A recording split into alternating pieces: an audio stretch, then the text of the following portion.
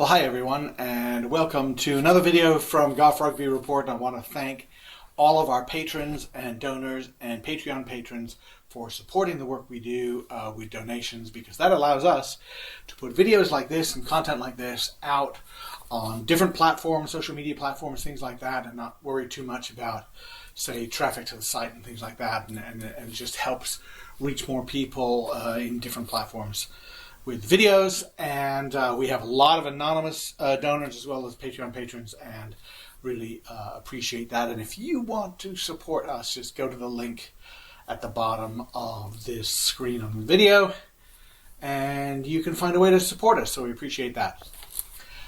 Now, this video is all about, well, a little bit about Major League Rugby Draft, and here we are right at the end of the declaration for draft window, and I've been working on looking at a lot of players that are going through there, and there are a lot of players there that I know relatively well and are able to say, oh, I see that name, I know that player's skills and things like that.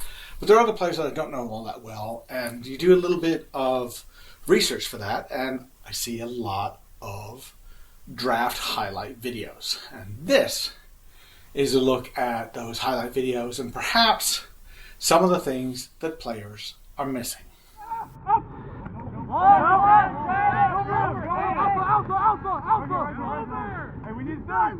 So first off, what are we seeing a lot of? We're seeing a lot of players running with the ball. They're running through, and so you often very large gaps in defenses and running for long periods of time. And that's impressive in and of itself, but it's not the only thing. And we want to go through position by position pretty quickly just to talk a little bit about some of the things that if you are looking to be drafted or get a look from a major professional team, or even just a really good amateur club team, these are some of the things that you should be highlighting depending on your position. So let's start with the second most interesting position on the field, prop. Alright, so again, we're seeing a lot of players running with the ball. I guess that's fine, but if I'm a prop, I'm thinking about scrums, and we do see a lot of players focusing on their scrums in their videos. That's fine. What about driving the ball? What about defending the ball? These are two key elements of play that props are involved in. What about lifting in the lineup? The lineup is a massively important platform.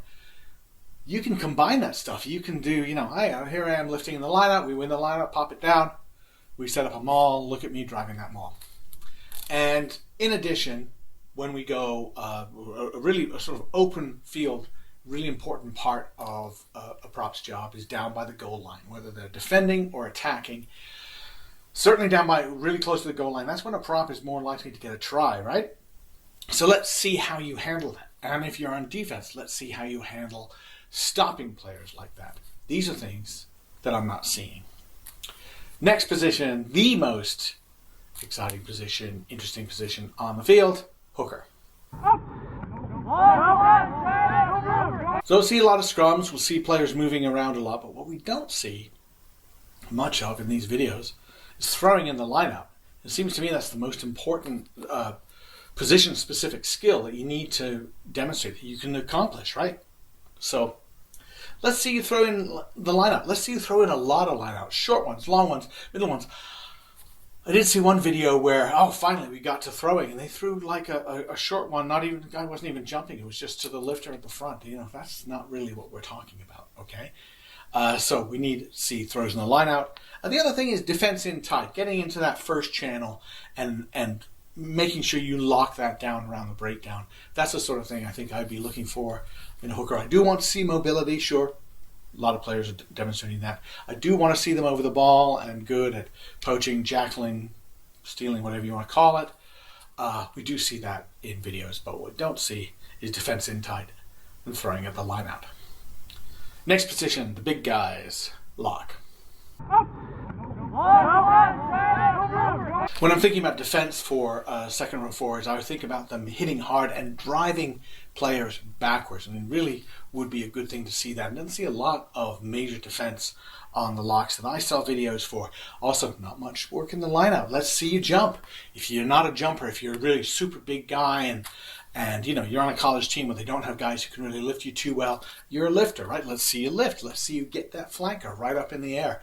Either way, lineup's very important. And then scrums. There's nothing wrong with having a second row player put in some scrums and say, hey, I was in the middle of that scrum, and just state, essentially, I'm a big part of that scrum being successful.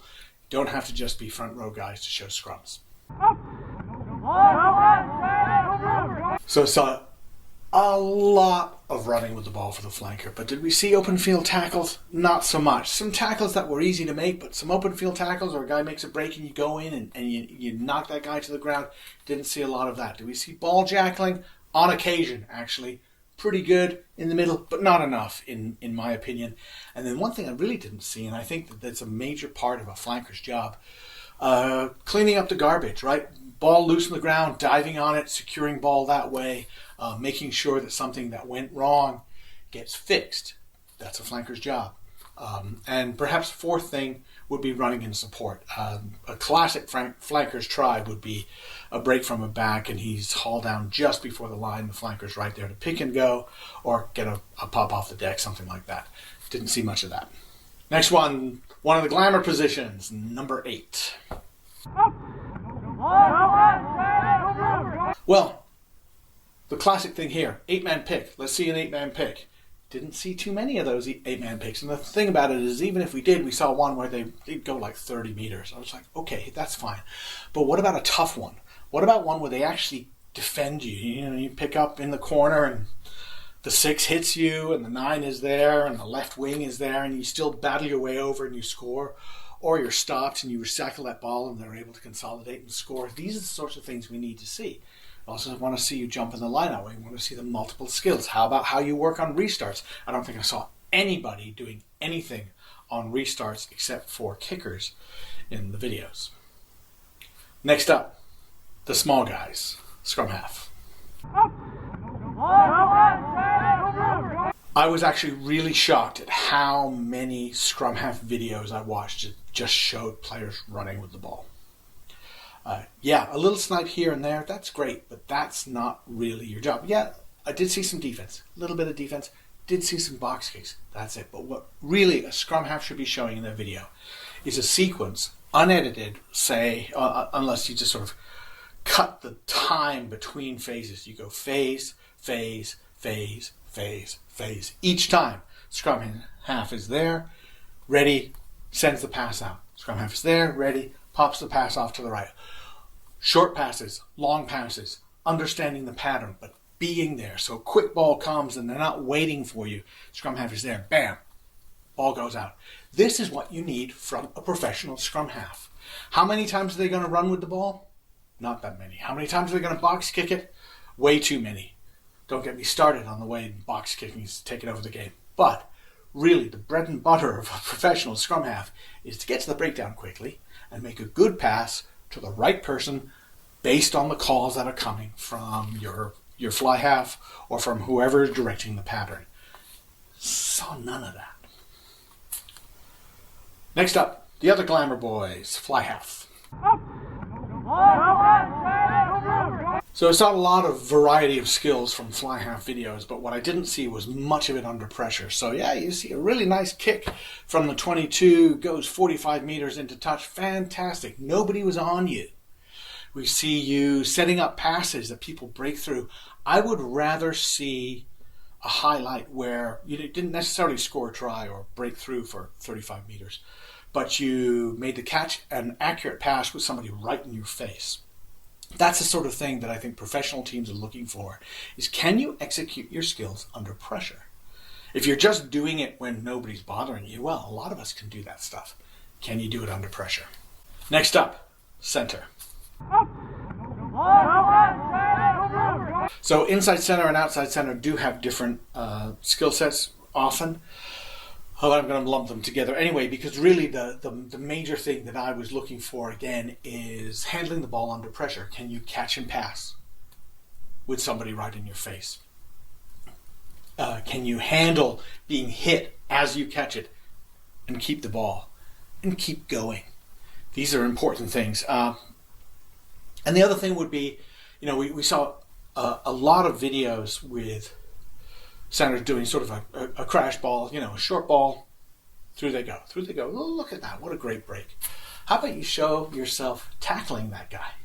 How about you show yourself handling either a switch move or a crash ball or any of the moves that essentially take a big body to go right up the middle through the midfield, and show yourself as a center at a 12 or a 13 making those tackles.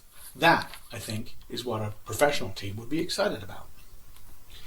And finally, the fast guys, deep three. So I've lumped them all together, the deep three, the wings and the fullbacks, because really, partly a lot of the players who declared for the draft said that they played both positions. And a lot of times, what I'm looking at, they do the same thing. So, okay, breaks, those uncontested counterattacks, that's fine. Hands out and you've got 10 meters either side of you and you're running, well, that's lovely, right? It shows your speed, okay, but I just didn't see any of these players catching kicks. And I think that would be a very important thing. Catching kicks under pressure. Catching kicks where they're under pressure and they call for the mark. If you have the wherewithal and the understanding of the game and the mental acuity to be able to get up in the air, catch the ball, call for the mark, and somebody's coming in to hit you, absolutely put that on a video. It's much more important than the fact that, hands out and you scored a try against a bad defense. And then the other thing would probably be cover defense. So if somebody makes a breakthrough and straight at you and tries to make a move and you take them down, or if you're tracking someone on a break down the sideline and you go and take them down, this is the sort of thing that certainly I would want to see on a video. I want to see a deep three person who can run and score, fine. Can they battle their way through traffic? Need to see a little bit more of that. And certainly, can they do the basic things that mitigate a huge ground gain for the opposition, which is a big kick and a big break. So I hope that was useful, and if you're thinking about declaring for the draft next year, think about your videos and think about what you really want to showcase to a professional team. But I also think that players who've already declared, maybe you can change your video or put up a new one. I don't know, but this is the sort of things that we're talking about. Now, I know it's difficult. It's much easier to show scores because you can go through a game and when the try was scored. You say, well, I know I scored a couple of those, so there we go, I found that. So that's easy to find, and it's much more difficult and time intensive to go through looking for tackles, go through looking for multi-phase sequences, things like that. But you can do it, and it is a professional career you're looking for, so maybe it is a good thing to spend some time doing. And certainly there are other aspects of play, scrums, lineouts, kicks, that you can find in the videos and put them in. And I hope this was helpful. Thanks for watching.